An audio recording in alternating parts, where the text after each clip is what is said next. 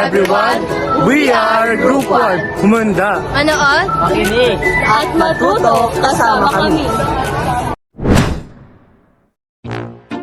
Uy, Wendy, laro tayo! Anong lalaruin? Flip the button! Tara, Tara! tara.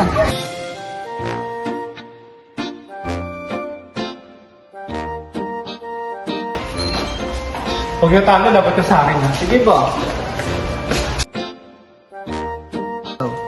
Uy, ano nilalaro niyo? Flip the button, bakit? Pusta ka ba? Sabi ako, basta sa kanya ako pupusta. Sige, sige, sige. G. Game! Pustahan mo yan? Sali ko. Sige! Basta kinita ko Sige, Nene!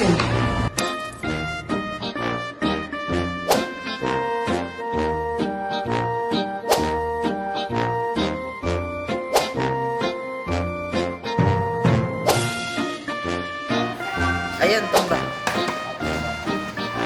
Sa pangatas, wag mo agad kukuhanan.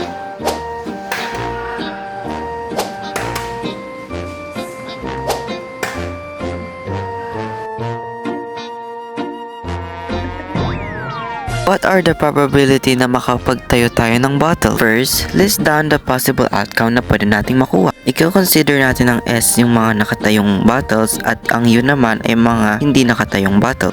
Susulat natin siyang ganito. Possible outcomes SS, SU, UU, US. Para makuha natin ang value of the random variable X, titignan lang natin kung ilan yung mga tumayo na bottles sa SS, SU, US, and UU. Kukunin natin lahat ng possible outcomes. So, which is 0, 1, 2. So, sa second table natin is kukuha na lang natin kung ilan yung zero na nakuha natin. Halimbawa, yung sa SS, and then US, SU, and then UU. So, ilan ba yung nakuha natin zero? Ibig sabihin, isa lang yung nakuha natin zero or yung walang kasamang tumayo na bottles. Ibig sabihin, zero. And then, kung ilan ba yung isa natin nakuha bottles? Or sa isang round, ilan yung isa natin nakuha? Which is US and SU. So, dalawa sila. And then, dito naman sa SS, ibig sabihin, dalawa yung nakuha nating bottles na nakatayo. So, ilalagay natin dito, sa tapat ng zero, kung ilan yung zero na nakuha natin, which is isa. 1/4. So, bakit nga ba may over 4? Ibig sabihin ng over 4 natin is apat yung nakuha nating possible na outcomes. Ibig sabihin, apat sila. So, i-over 4 natin sila. And then yung sa 1 is, dalawa yung nakuha natin 1, which is 2/4.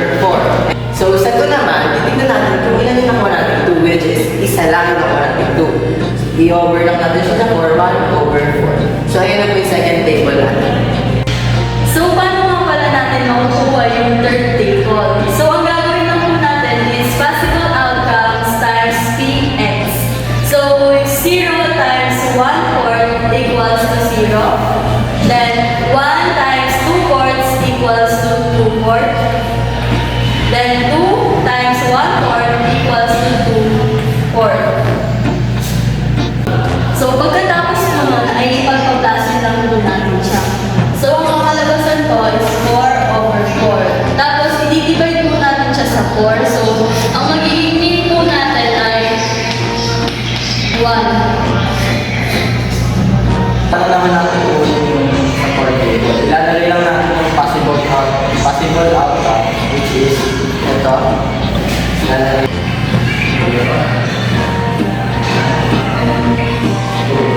Ano po gagawin natin dyan? I-minus lang po natin siya sa nakuha natin mean.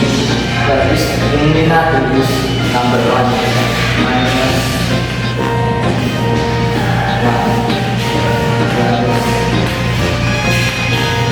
So, i-minus na po natin siya. Negative 1. 0. 1. Paano nga ba natin sasagutan ang pang-limang table?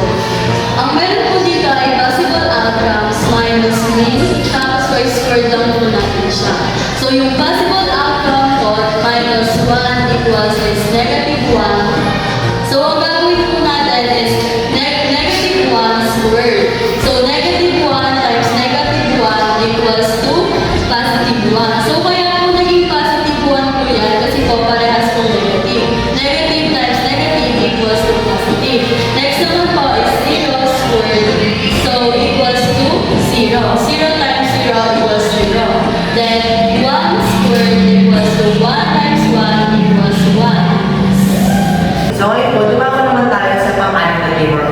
table or yung last table natin, which is ang nakalagay po dito is possible outcome minus mean squared times px.